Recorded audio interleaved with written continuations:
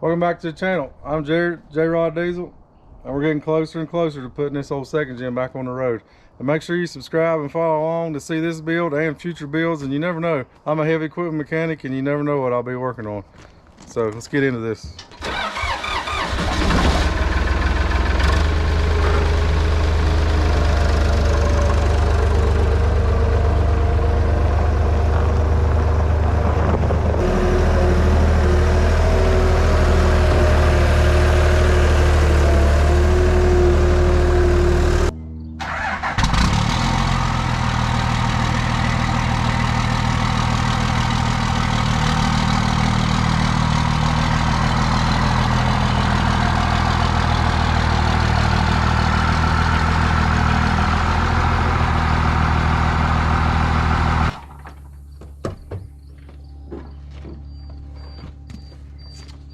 Alright, I think what I have decided right here is we are going to tackle this mess right here. My gosh. So, take the seat out, rip this carpet out, and a bunch of cleaning. That window over there ain't rolling up and down. This tent is like from 1995 or something, because it's like purple. So we gotta get the tent off the windows, re-tint those. Bunch of cleaning and new vinyl floor. So let's go.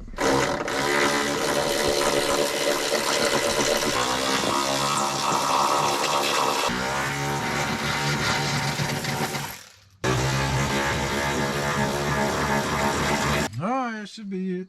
Let's see. Yep. Yep.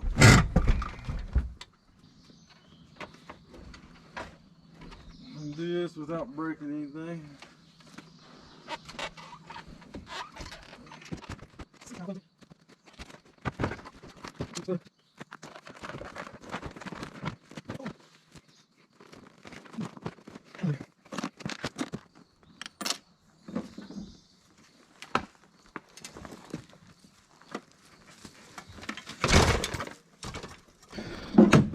Seat is out. Man. Kind of lovely. Now we're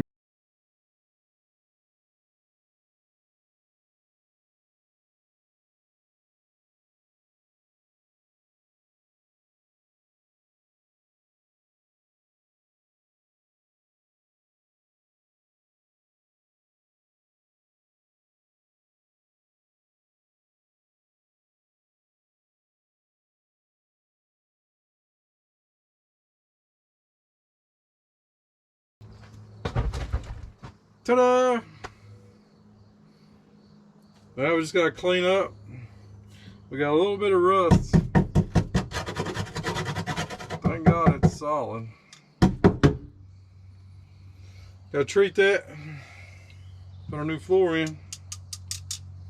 Should be good to go. I went with the vinyl to replace it.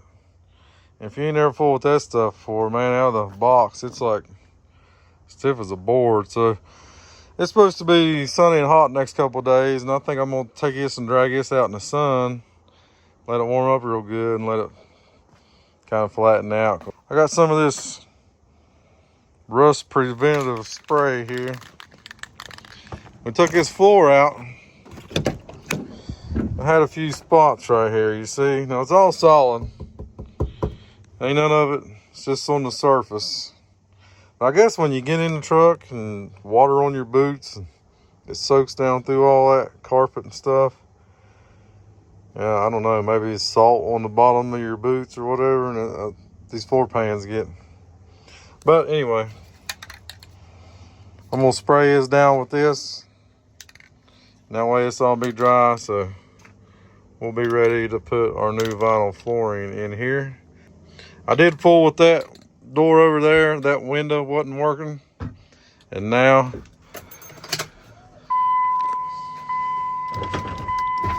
we got it working. So that's great. Check it out. Got our floors It's all dry. Primered up. That rust preventive stuff.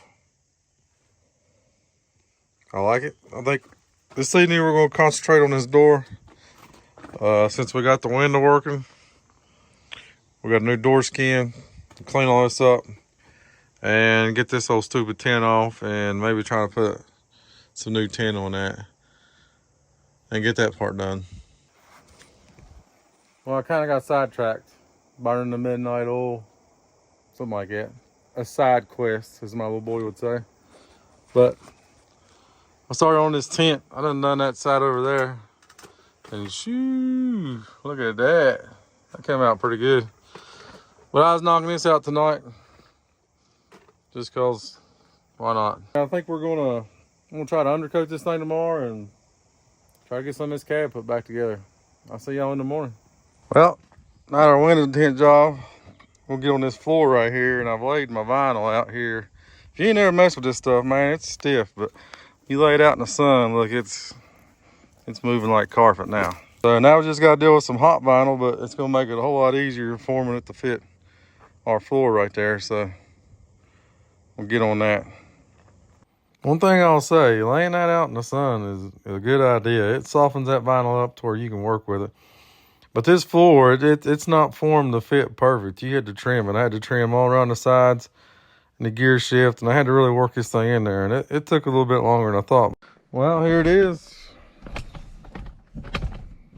Even got a little dirt on it already. That vinyl, man, it's tough to deal with, but I'm gonna clean this up a little bit and clean that seat up a little bit and get it back in there. Well, next day here, and this is how we turned out.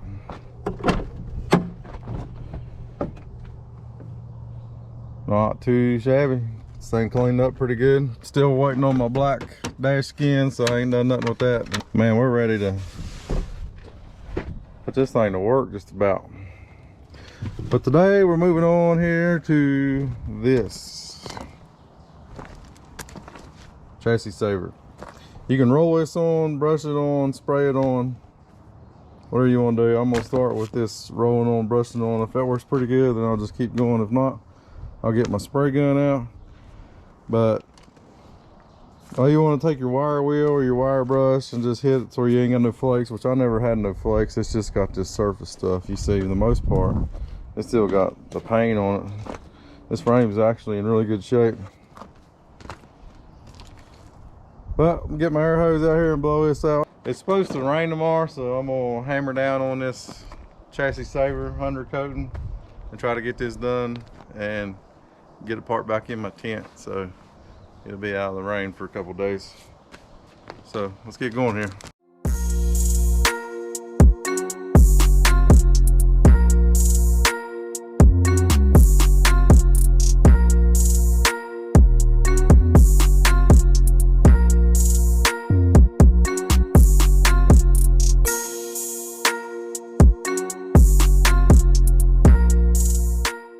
Brush on method's working pretty good, but it's just too slow for me.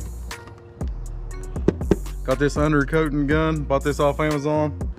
We'll see if this does any good. I'm just gonna put right in it, no thinner, no nothing. We'll see what it does.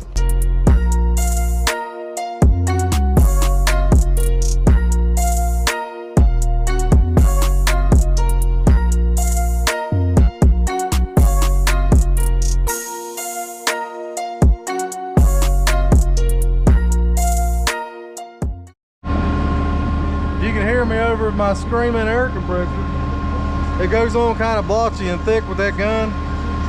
Just make sure you come back over, especially the visible areas that you don't want to see, because there will be runs. And just smooth them out, but on the inside, man, just pour it to it, because it'll be fine.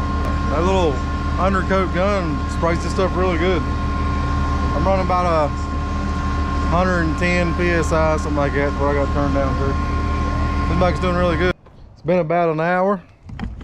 Man, it laid it on there. Look at that. Step back here. And it's already dry to the touch. And it went on pretty good, I think. Now that gun, it put this texture, you see how like on a fuel tank here. That's how it textures on there. You can smooth that over with the brush. In some places I left it because I kind of like that bad liner textured look. I don't know. I just like it. Yeah, put it on there pretty good. You know, if I see places that I missed or something, I'll probably just take a can of rattle can, Rust-Oleum or whatever, and hit. But it looks like I got it pretty good. I've went about halfway up the frame. I haven't went all here to the front here yet because we got some work to do right here on this front. And I'm gonna get busy on that right now. All right, first off, we got this aftermarket grill right here. Should be pretty straightforward.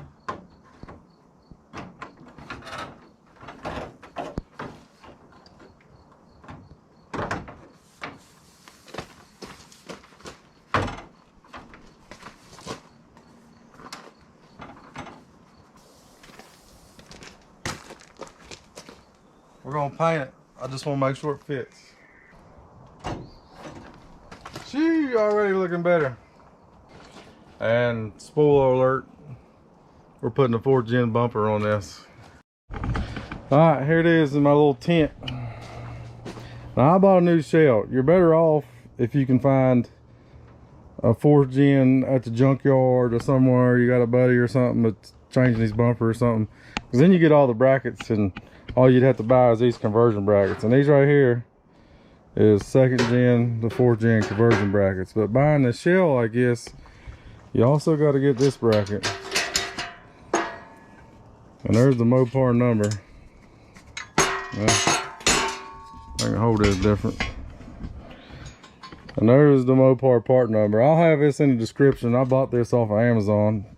And you need both of these brackets. As I was saying, camera died. You need these Mopar brackets right here to be able to bolt your 2nd gen to 4th gen conversion brackets. So we got all this bolted up, and we'll see how it fits and get it tweaked and all that, and see what we got to do. The thing I need to do, I need to get the headlights fitted in there so we can get that bumper fitted to cement so we don't get it all hosed up. So we need to install the headlights, and just so happen I got some brand new ones right here.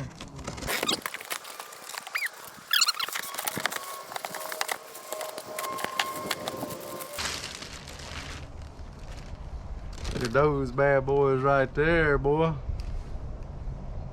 Babies are sharp. I'm gonna leave that on there so I don't get fingerprints all over it. Let's go throw these things in. Look at that. Starting to look like something in the front now.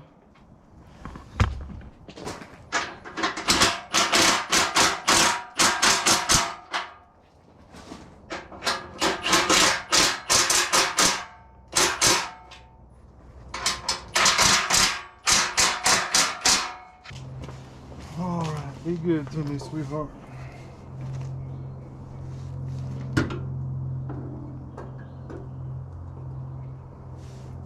Set up in there.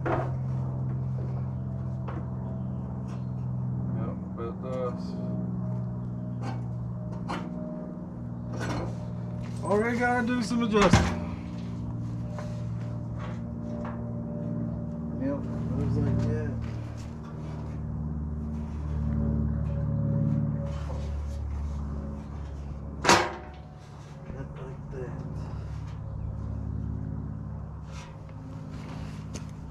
See what happens now.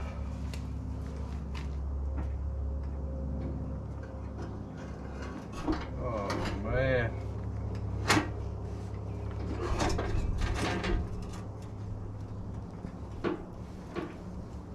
How we looking? No, don't tear up my new headlight. There we go.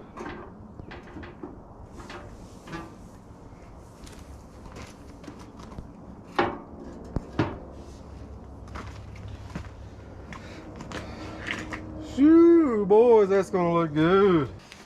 Ain't stupid if it works, right?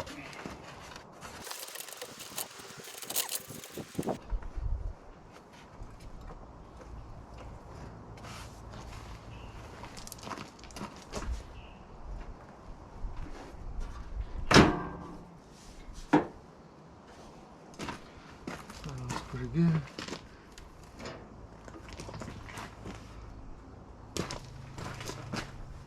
Boys, oh boys, oh boys, look at that.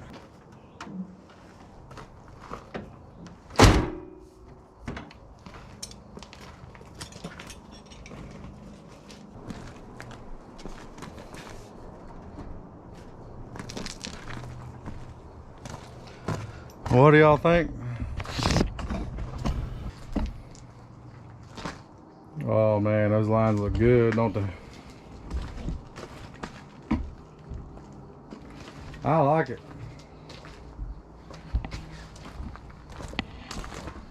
Back here, look at it.